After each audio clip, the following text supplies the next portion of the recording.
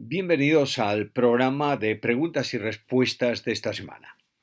Como ya hemos anunciado en programas anteriores, vamos a responder 30 preguntas por programa de las muchas que están llegando. Iremos contestando todas, pero en programas sucesivos. Y en cada programa vamos a responder como máximo a 2 preguntas de la misma persona.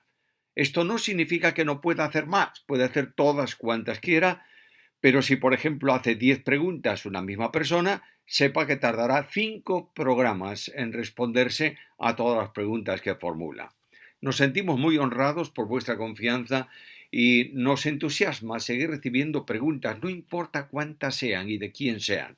Iremos contestándolas como podamos hacer en cada tiempo que tenemos para esta programación de preguntas y respuestas. Comenzamos con la primera del programa de hoy. Jonathan Cordero dice así: ¿tienes algún correo donde pueda hablar asuntos pastorales? Mi querido amigo, es imposible que yo pueda atender asuntos pastorales o problemas pastorales porque es que no tengo literalmente, materialmente tiempo para hacerlo. De manera que con los programas del canal, más el ministerio de la iglesia, más la escritura de libros, más el viajes al exterior para conferencias, más participaciones en institutos bíblicos, no tengo realmente tiempo para ocuparme de otros asuntos y mucho menos para mantener una correspondencia que requeriría tratar asuntos pastorales. Siervo inútil. En Apocalipsis 13:8 y 17:8 encontramos que no todos los nombres de las personas estaban escritos en el libro de la vida. ¿Podrían utilizarse estos textos como un argumento para sustentar la doble predestinación? ¿Cómo entender correctamente estos versículos?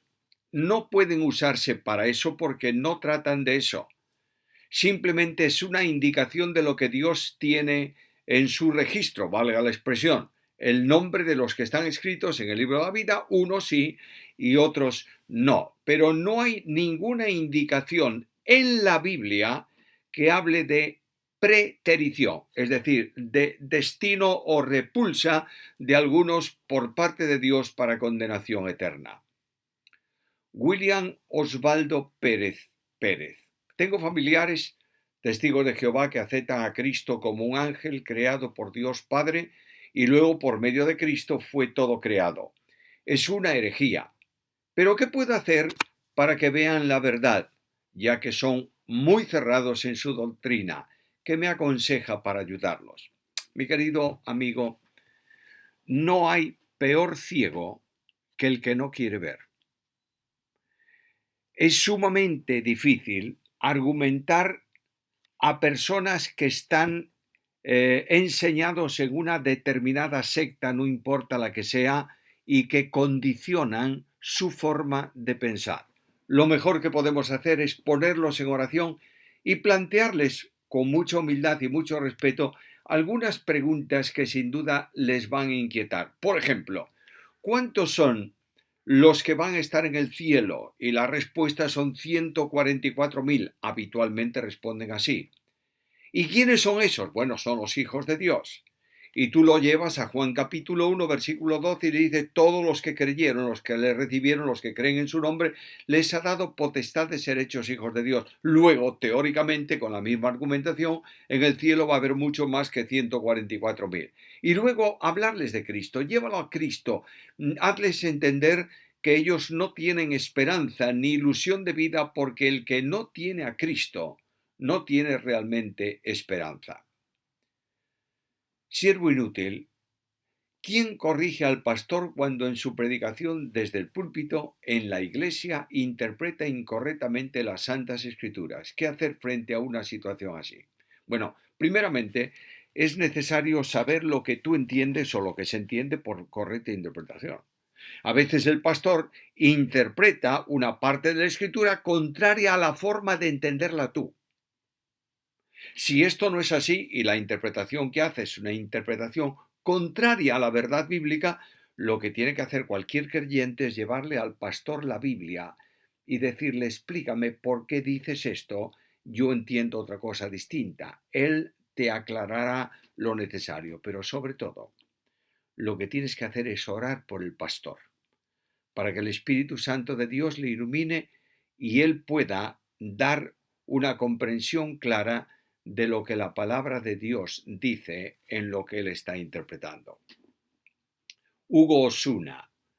Mateo 27, 51, 53 narra que cuando Jesús murió, el velo del templo se rasgó. Además hubo un terremoto y algunos sepulcros se abrieron y algunos que estaban muertos resucitaron. ¿Qué significado tiene esto? ¿Puede este pasaje ser tomado para interpretar que las almas de los muertos de algún modo pueden quedar en un lugar aquí en la tierra como vagando? Hermano querido, no hay nada en la Biblia que pueda permitir afirmar eso. Eso forma parte de la enseñanza herética del espiritismo o espiritualismo extremo. La parte espiritual del hombre, una vez que se produce la muerte, que es la separación de la parte física y de la parte espiritual, una vez que se produce la muerte del hombre, la parte espiritual va a la presencia de Dios si es salvo o a la condenación si no es salvo, como lo enseña Cristo en la ilustración del rico y de Lázaro y como también aparece en el ladrón que muere junto a la cruz, a quien Cristo le promete, tú estarás conmigo hoy en el paraíso.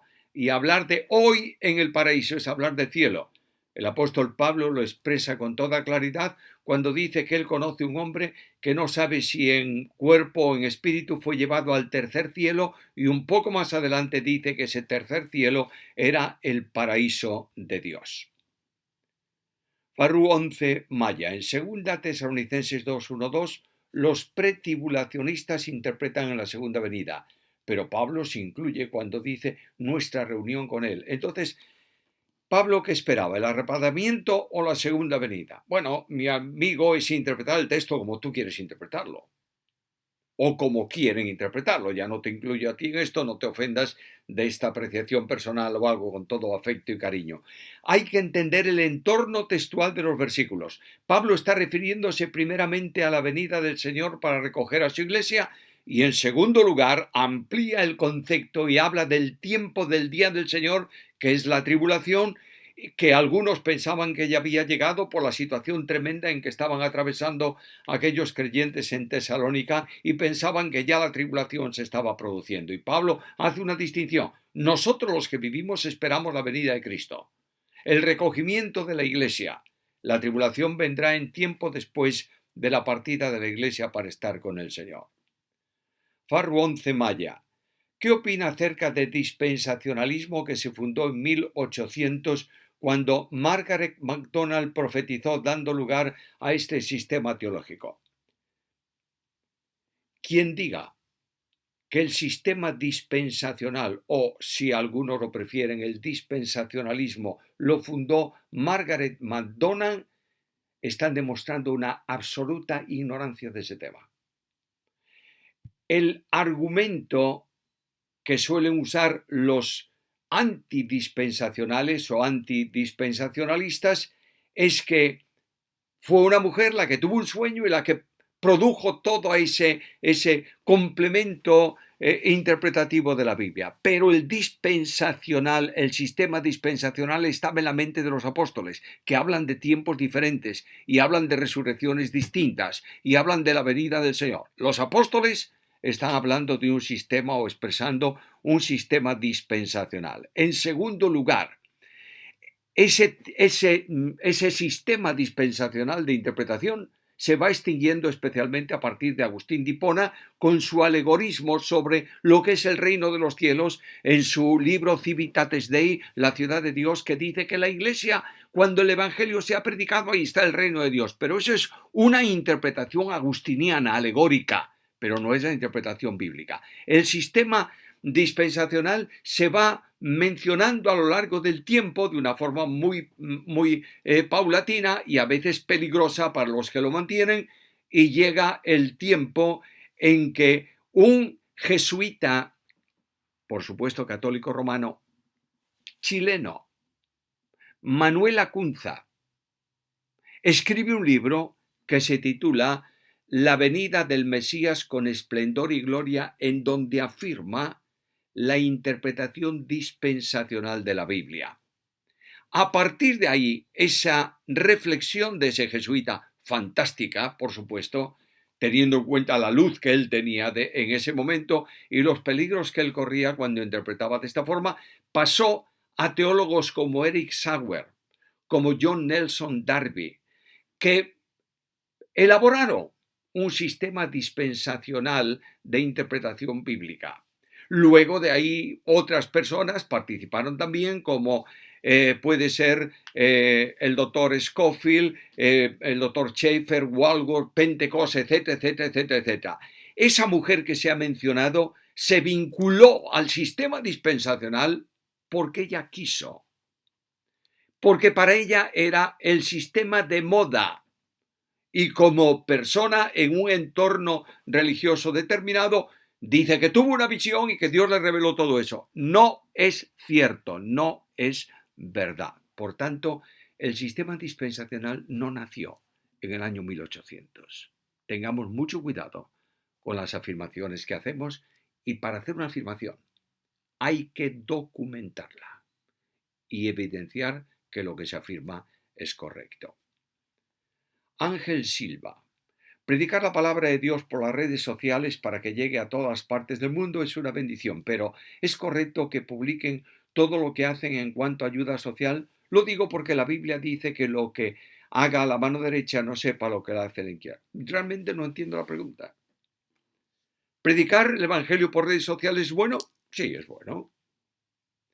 Informar de lo que estás haciendo con ayuda a los necesitados, con cuestiones sociales, ¿es malo? No, es un testimonio que se da al mundo de que la Iglesia no se ocupa solo de asuntos llamados espirituales, sino también de alimentar a las gentes y ayudar a los necesitados. La idea de que no sepa tu mano derecha lo que hace la izquierda expresa la no publicación de las limosnas a los pobres, no de las ofrendas para necesitados.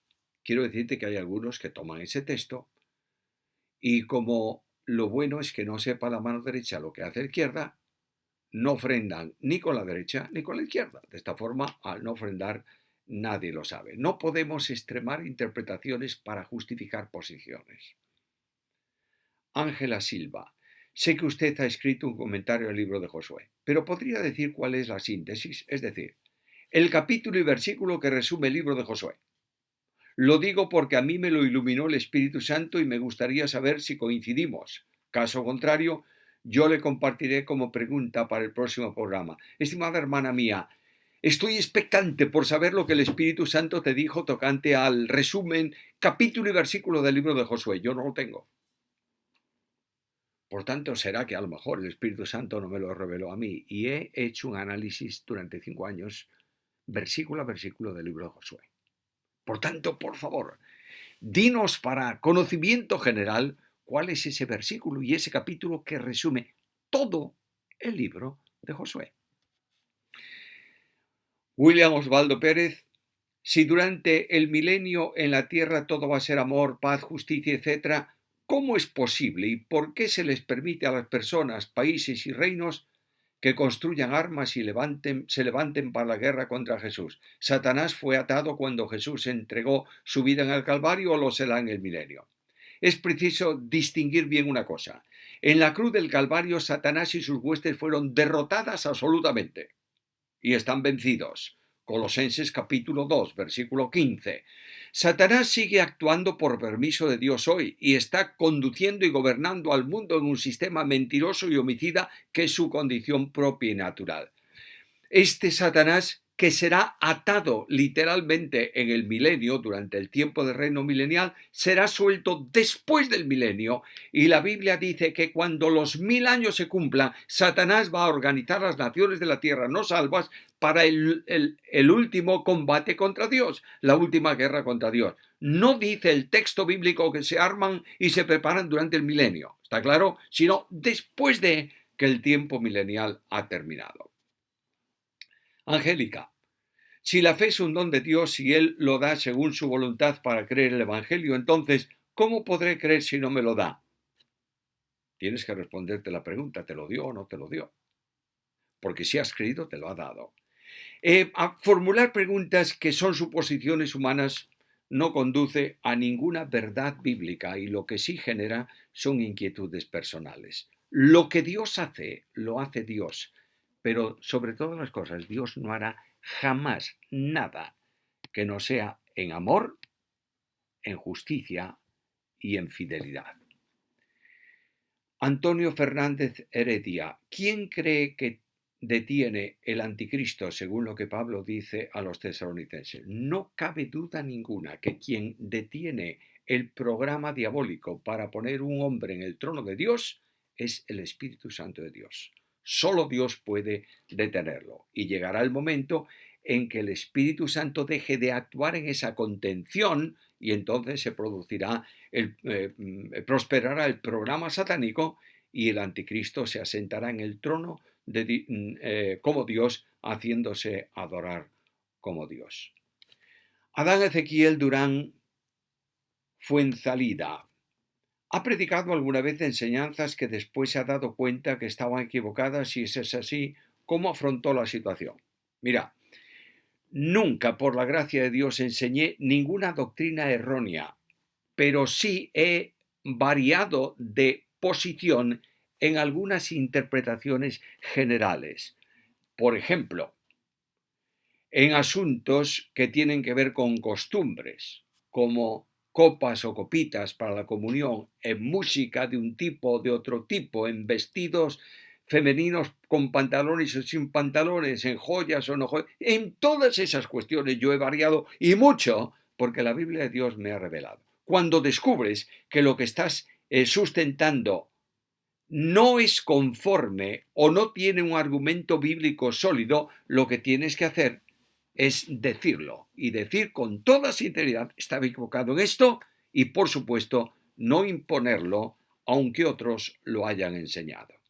Cristian Doncel, ¿qué significan los 4 rostros que aparecen en Ezequiel? Bueno, la misma profecía de Ezequiel te lo dice, no hace falta más que leerlo. De modo que en el capítulo 10, versículos 15 y versículo 20, habla de querubines. Ya está, eran rostros de querubines que expresan simbólicamente la forma de ese ser espíritu. En Apocalipsis capítulo 4, versículos 6 al 8 vuelven a repetirse, de modo que aparece el rostro del león que habla de fuerza, el del becerro que habla de obediencia, el del hombre que habla de inteligencia y el de águila que habla de rapidez y de elevación.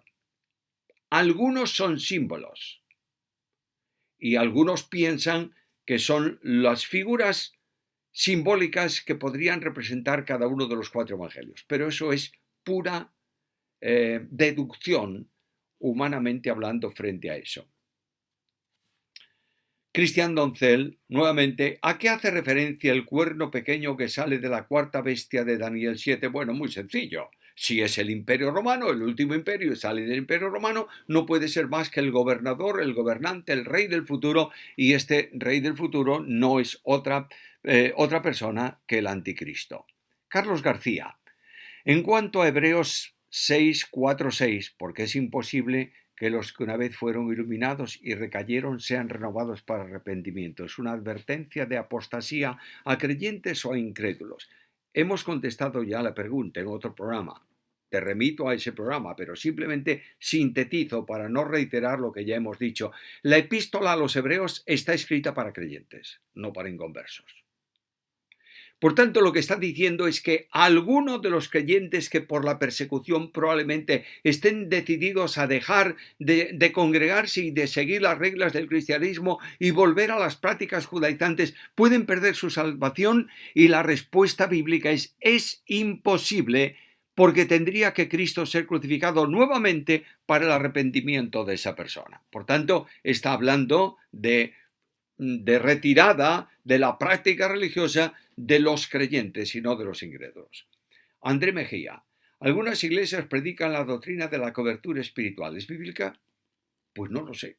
porque no sé qué tipo de doctrina es esa. La Biblia no me lo dice, yo no tengo posibilidad de decir si es bíblica o no, porque a veces se le llaman bíblicas o se le llaman doctrinas a unas cosas que no lo son, y a veces se le dan nombres que varía del lugar en donde se califica. Por tanto, no puedo responder la pregunta porque ignoro lo que es la doctrina de la cobertura espiritual, aunque sí he oído bastante de ella. Julián Xeneize: ¿cuántas clasificaciones de seres celestiales hay? Hasta ahora sé que son arcángel, ángel, querubín y serafín, pero ¿son bíblicos también como tales los tronos, potestades, principales, virtudes, dominaciones? Bueno, si están mencionados en la Biblia es que son bíblicos. Los primeros son los órdenes generales de los ángeles: ángel, arcángel, serafín, querubín. Los otros son los ejercicios de autoridad que algunos ángeles están ejerciendo. Por tanto, hay que distinguir entre órdenes angelicales y trabajos u oficios angelicales. Julián Xeneize: el alma de una persona tiene principio, pero no tiene final. Pero Dios podría borrar a una persona, o sea, al alma, de la existencia si Él quiere. Mira, Dios puede hacer todo porque es omnipotente, pero no hace nada que vaya contrario a su voluntad. Por tanto, si Él hizo al hombre como inmortal, no lo va a destruir y a volatilizar, como algunos enseñan, de manera que aquel que ha pecado será disuelto. Y terminó todo el problema. La Biblia habla de un estado eterno para los creyentes y un estado eterno para los no creyentes, pero no de destrucción de la persona. Chapín, NY: ¿cómo podemos defender la Trinidad si en el único versículo de la Biblia donde lo menciona claramente, 1 Juan 5:7, se dice que es un texto apócrifo? También respondí a la pregunta sobre la Trinidad más de una vez. Vuelvo a insistir en ella. No hay solo un texto que habla de Trinidad, sino muchos. A modo de ejemplo, simplemente menciono 2 Corintios capítulo 13, versículo 14, en donde habla del Padre, del Hijo y del Espíritu Santo, y menciono versículos individuales que dicen que el Padre es Dios. Por ejemplo, Juan capítulo 6, versículo 27, Efesios capítulo 4, versículo 6, que Jesucristo es Dios, Hebreos capítulo 1, versículo 8, que el Espíritu Santo es Dios, Hechos capítulo 5, versículos 3 y 4. Por tanto, si cada una de esas personas es Dios, no hay duda ninguna que el Dios de la Biblia, el ser divino, es una santísima Trinidad. Ahora quiero hacer una advertencia solemne y seria. Negar la Santísima Trinidad es negar a Dios, al único Dios verdadero, y esto sí que es un asunto de gravísima consecuencia. Chapín, NY: si estoy casado solo por lo civil, ¿es lo mismo que estar casado ante Dios? Tomando en cuenta Romanos 13, pues ya tienes la respuesta. El matrimonio se legaliza conforme a las leyes de la nación. Por tanto, el que se une en matrimonio ante las autoridades es un matrimonio absolutamente válido, porque el matrimonio lo estableció Dios para la sociedad, no para los evangélicos o para los católicos, sino para los hombres. Alfred Carmona: hemos oído varias personas tienen la duda, al igual que un servidor, sobre en qué parte de la historia quedan los dinosaurios. Entendemos que son parte de la creación, pero más allá de ello, si Adán y Eva fueron los primeros hombres, ¿en qué parte se sitúa el Homo sapiens? Bueno, mira, el problema de la pregunta no son los dinosaurios, que existieron. ¿Cuándo desaparecieron? No lo sabemos, la Biblia tampoco lo dice, por tanto, es una curiosidad científica y lógica por parte del hombre. El problema está en Homo sapiens, que es el eslabón final de la evolución de los homínidos, como algunos están procurando enseñar. Esto niega algo esencial, que el hombre fue creado por Dios tomando la materia del hombre del polvo de la tierra y que no procede, no viene de otros seres de menor valor en la cadena evolutiva. El hombre es creación primaria y única de parte de Dios. Johnny Porras: ¿es correcto traducir Es correcto la traducción de Juan 1.6, hubo un hombre enviado de Dios. ¿Por qué se utiliza egeneto? Y hay todo el versículo en griego comparándolo con Juan 1.14, que egeneto es traducido semánticamente diferente a Juan 1.6 y a que el verbo fue hecho carne, ya que es el mismo verbo egeneto, verbo segundo aoristo de ponente, medio indicativo, tercera persona singular. ¿Por qué la traducción es diferente siendo el mismo verbo? Mi querido amigo, un experto en griego como tú, ¿qué es capaz de distinguir un aoristo primero de un aoristo segundo?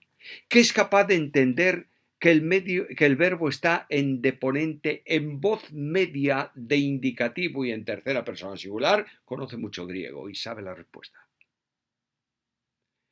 Y sabe la peculiaridad de por qué el verbo deponente se traduce de una forma y el otro verbo se traduce de otra. Edudab. Recientemente escuché a un maestro judío decir que Pablo no conocía el hebreo, ya que tergiversaba, por ejemplo, en Gálatas 3, cuando habla de simiente. Según ese maestro judío, la palabra en hebreo es plural y Pablo, por ignorancia o maliciosamente, lo hacía en singular para que la interpretación sea Jesucristo y no Israel, como según él es la verdadera interpretación. ¿Qué puede decir usted al respecto? Lo que los maestros judíos digan de Pablo, lo mismo que lo que otros dicen, tienen que demostrarlo y no decirlo, para que la gente crédula sea engañada. Un sustantivo colectivo expresa tanto la idea de conjunto como la idea de individualidad. Por tanto, cuando se habla de simiente o de descendencia, se habla de colectividad desde Abraham y se habla de individualidad.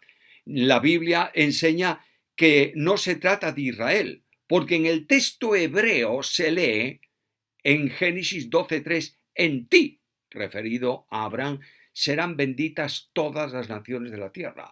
Y está hablando de un individuo. De modo que, por favor, no interpretemos la Biblia para afirmar nuestros errores, sino que la interpretemos como corresponde, como se interpreta cualquier libro, aunque nuestra fe no descanse en ciertas posiciones que podemos entender de una o de otra manera. Pero en este caso, el maestro judío es el que está errado y no el apóstol Pablo.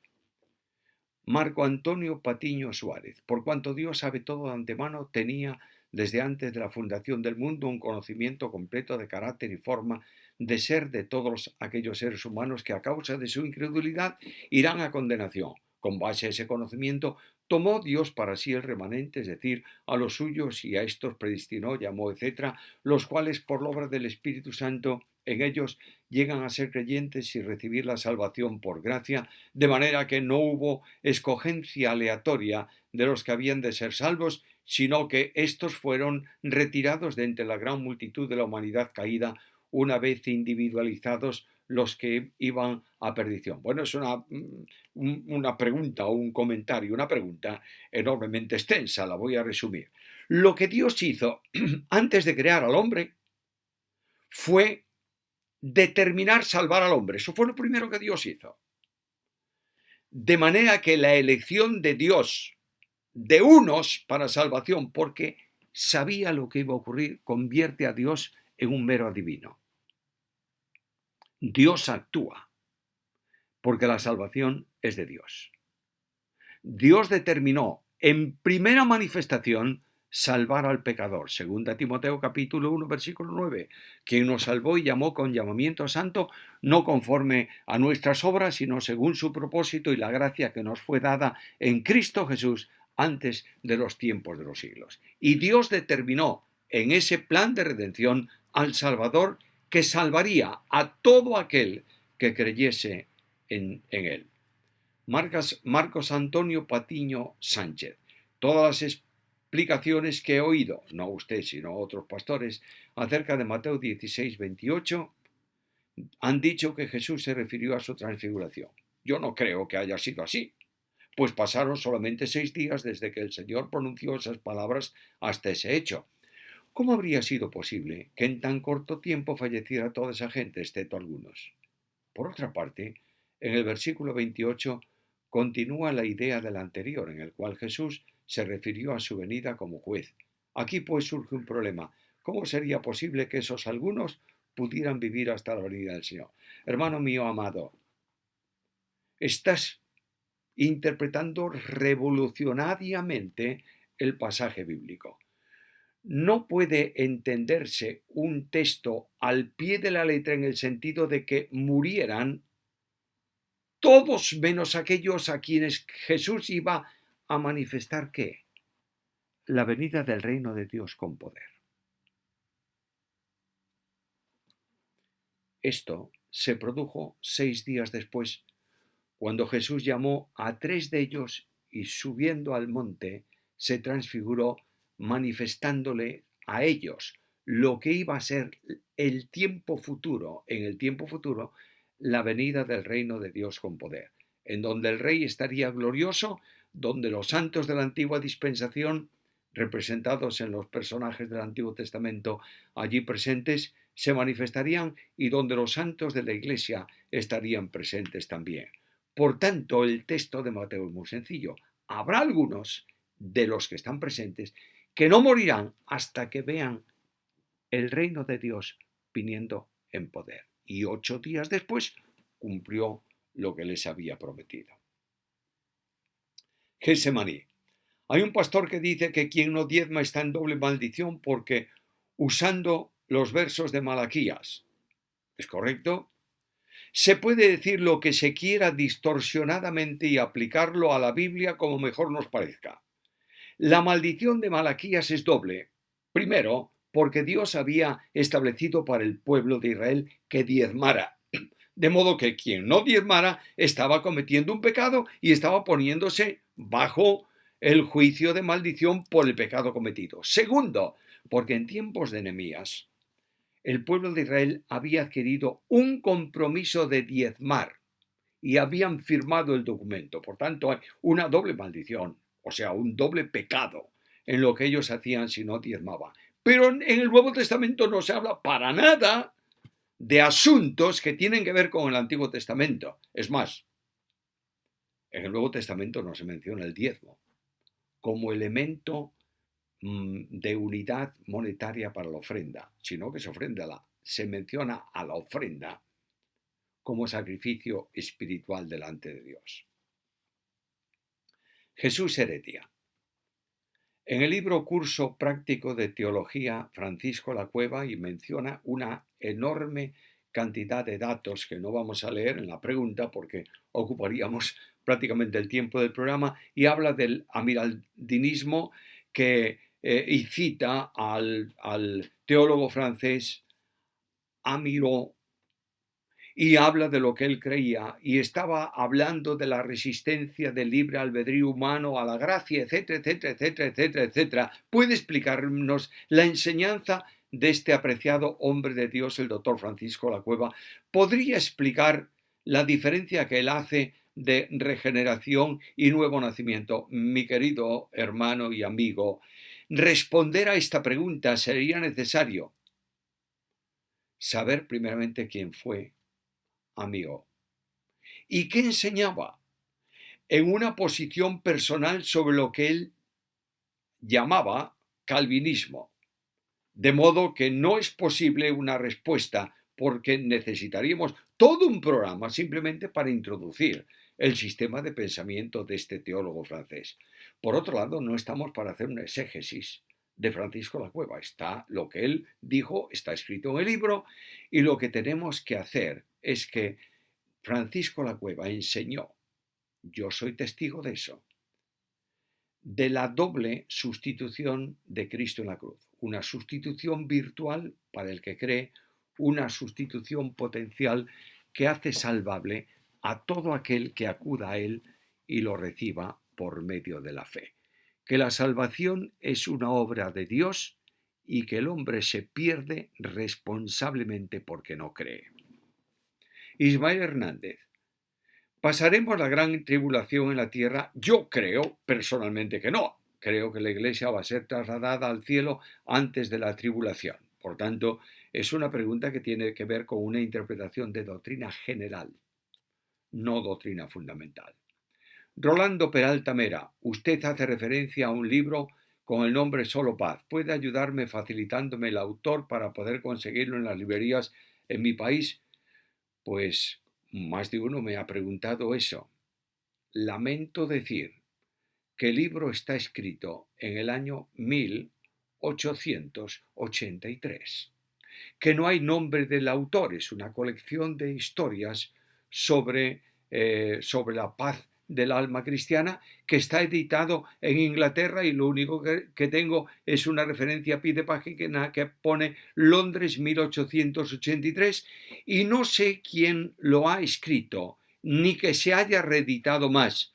Yo debo ser uno de los pocos que tienen este libro, que conservo un ejemplar, y no sé, al menos no conozco, que este libro se haya editado nuevamente y que se pueda adquirir en alguna librería evangélica.